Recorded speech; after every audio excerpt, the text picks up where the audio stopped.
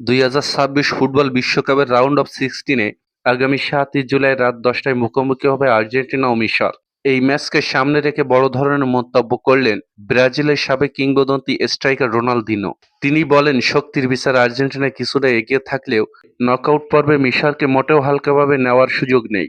Ronaldinho বলেন, আর্জেন্টিনার গোলপোস্টে Emiliano Martinez বড় ম্যাচের অন্যতম ভরসা।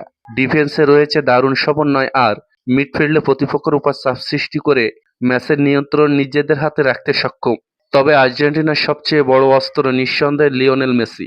মেসির অবিশ্বাস্য ড্রিবলিং, নিখুঁত পাস, দূরপাল্লার শক্তিশালী শট, ফ্রি কিক থেকে গোল করার অসাধারণ দক্ষতা এবং সুযোগ পেলেই গোল করে ম্যাচের ভাগ্য বদলে দেওয়ার ক্ষমতা যে কোনো প্রতিপক্ষের জন্য বড় চ্যালেঞ্জ।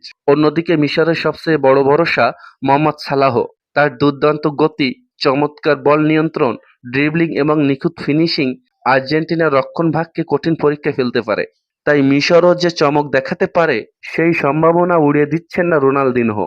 সবশেষে রোনালদিনহো বলেন, 7ই জুলাই রাত 10টায় এই রাউন্ড অফ 16-এর ম্যাচে তিনি আর্জেন্টিনাকে এগিয়ে রাখছেন। তাই লিওনেল মেসির জাদু নাকি সালাহর দুর্দান্ত পারফরমেন্স, শেষ পর্যন্ত কে হাসবে এটাই এখন দেখার বিষয়। সো প্রিয় ভিউয়ার্স, আপনাদের মতে এই শ্বাসরুদ্ধকর ম্যাচে কে জিতবে? লিওনেল মেসির আর্জেন্টিনা নাকি মোহাম্মদ সালাহর মিশর? অবশ্যই জানাতে পারেন আমাদের কমেন্ট বক্সে। ভালো থাকবেন, ধন্যবাদ।